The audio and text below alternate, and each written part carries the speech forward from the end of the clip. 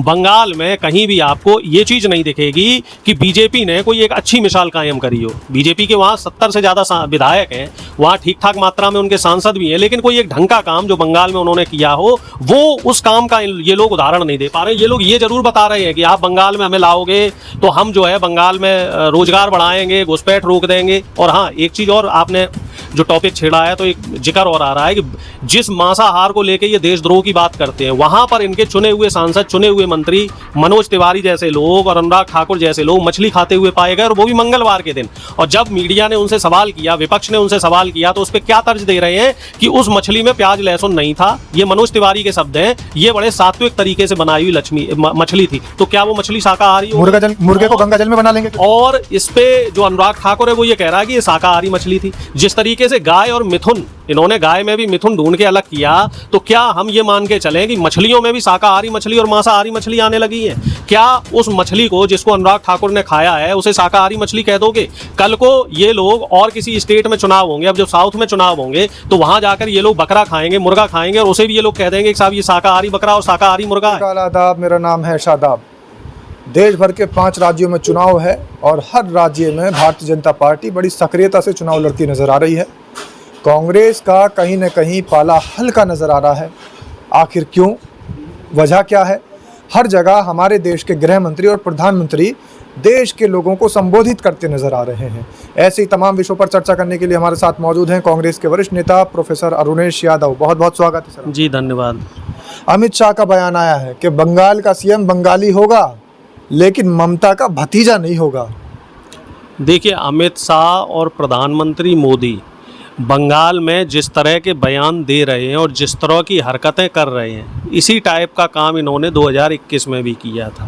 लेकिन 2021 में बंगाल की जनता ने इनको सच का आईना दिखा दिया।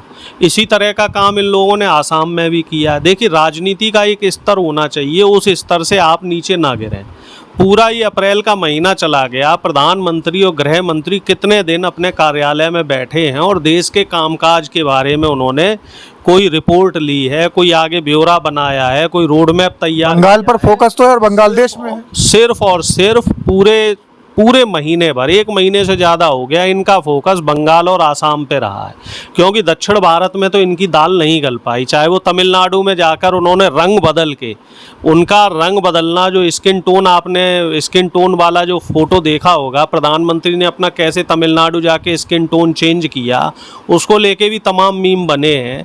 चाहे वो केरल में जाके वहाँ इन्होंने बोला हो कि हम केरल में विकास करेंगे, तो केरल में विकास की ज़रूरत नहीं है, केरल की जनता पढ़ी लिखी है और समझदार है। ठीक उसी तरीके से जो तमिलनाडु की जनता है वो भी सामाजिक न्याय की धरती रही है तमिलनाडु शुरू से, और वहाँ भी वहाँ की पब्लिक ने इनको नकार दिया। अब जो बंगाल है, बंगाल में एक फेज का चुनाव बचा है और इसको ये लोग एकदम युद्ध की तरह लेके चल रहे हैं। अच्छा, प्रथम फेज का जो चुनाव था, प्रथम चरण का चुनाव हुआ, उसमें वोट परसेंटेज बहुत ज्यादा बढ़ा हुआ नजर आ रहा है इस बार। तो क्या लग रहा है, भाजपा का वोट परसेंटेज है? देखिए, ये अभी एक इसमें दुविधा है। अगर ईमानदारी से वोटिंग हुई है तो निश्चित तौर पे इसमें बीजेपी को नुकसान होगा। और जिस तरीके के विजुअल्स आ रहे हैं, खबरें आ रही हैं कि दिल्ली से, आसाम से और तमाम राज्यों से, गुजरात से स्पेशल ट्रेनें बंगाल के लिए लगाई गई हैं, क्योंकि बिहार में हमने देखा था, बिहार में भी अलग अलग राज्यों से स्पेशल ट्रेनें चली थीं और लोगों को वोट डलवाया गया था और बाद में वो सारा वोटर बीजेपी का निकला। तो कुछ इसी तरह का मुझे मामला यहाँ लग रहा है कि स्पेशल ट्रेनें चलवाकर बीजेपी के पक्ष में मतदान करवाया जा रहा है। और वहाँ बंगाल की अगर हम बात करें तो 80 लाख से ज़्यादा जो वोट कटे हैं उसमें ज़्यादातर वोट टीएमसी के हैं। तो निश्चित तौर पे इस बार जो बंगाल में लोकतंत्र का जो चीरहरण है वो अपने आप में एक तरीके से। लेकिन अरुणेश जी, एक बात ये भी देखी जा रही है कि एसआईआर का डर है लोगों को, और एसआईआर का जो डर है वो बहुजन समाज के लोगों को है। तो लोगों ने जो वोट किया है इस बार, वो सिर्फ इसलिए किया है क्योंकि हम वोट करेंगे तो हमें हमारा कहीं एसआईआर के जरिए यहाँ पे घुसपैठिया ना साबित कर दिया जाए। तो कहीं ना कहीं ऐसा भी बताया जा रहा है कि ये जो वोट परसेंटेज ये बहुजन समाज का है, मुस्लिम समाज का ज़्यादा वोट परसेंटेज बढ़ा है, तो फिर तो ममता जी की सरकार। देखिए, मुस्लिम समाज का तो वोट कटा भी है बहुत सारा। जो 80 लाख वोट कटे उसमें बता रहे हैं 55 से 60 लाख वोट तो सिर्फ मुस्लिम समाज के कटे हैं। और निश्चित तौर पे जो बात आप कह रहे हैं, बहुजन समाज जिसमें दलित, पिछड़ा और मुस्लिम समाज शामिल है, पसमानदा मुसलमान हैं उसमें, जो दलित मुसलमान हैं उसमें, और जो अति पिछड़े समाज के लोग हैं, क्योंकि जहाँ जहाँ भी ज़्यादा वोट कटा है वहाँ पे 90% जो वोटर प्रभावित हुआ है वो दलित पिछड़े समाज का, मुस्लिम समाज का हुआ है। तो निश्चित तौर पे जो वोटिंग का परसेंटेज बढ़ा है तो उसमें एक बहुत बड़ा हिस्सा वो भी है क्योंकि लोगों के अंदर डर है अगर बीजेपी की सरकार यहाँ बंगाल में आ गई, क्योंकि ये दूसरा एंगल है, अगर बीजेपी की सरकार यहाँ बंगाल में आ गई तो कहीं ऐसा ना हो कि जो यहाँ पे मुसलमान समाज बंगाल में रह रहा है, जो दलित और पिछड़े समाज रह रहे हैं, इनको डिटेंशन सेंटर भेजकर इनको देश का नागरिकता जो है वही ना ख़त्म कर दी जाए, क्योंकि बीजेपी इस तरह की राजनीति कर रही है। कुछ इसी तरह का काम इन लोगों ने पहले आसाम में भी किया था, कुछ इसी तरह का काम इन लोगों ने बिहार में भी किया था, कुछ इसी तरह का काम इन लोगों ने और जो तमाम राज्य हैं जहाँ बीजेपी को खतरा है, जहाँ बीजेपी अपने आप को कमज़ोर महसूस करती है, वहाँ भी किया था।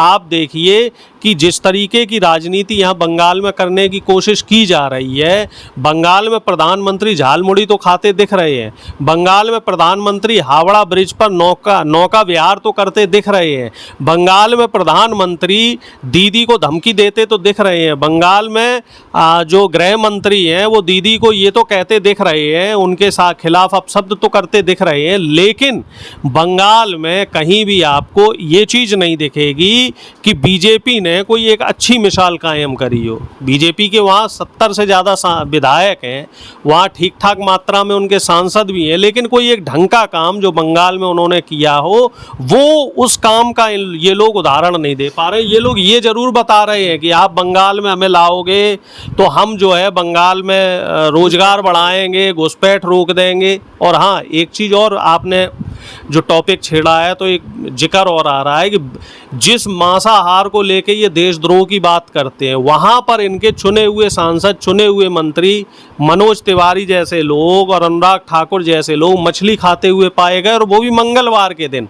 और जब मीडिया ने उनसे सवाल किया, विपक्ष ने उनसे सवाल किया, तो उस पर क्या तर्ज दे रहे हैं कि उस मछली में प्याज लहसुन नहीं था। ये मनोज तिवारी के शब्द हैं, ये बड़े सात्विक तरीके से बनाई हुई मछली थी। तो क्या वो मछली शाकाहारी हो? मुर्गे को गंगा जल में बना लेंगे फिर? और इस पे जो अनुराग ठाकुर है वो ये कह रहा है कि ये शाकाहारी मछली थी।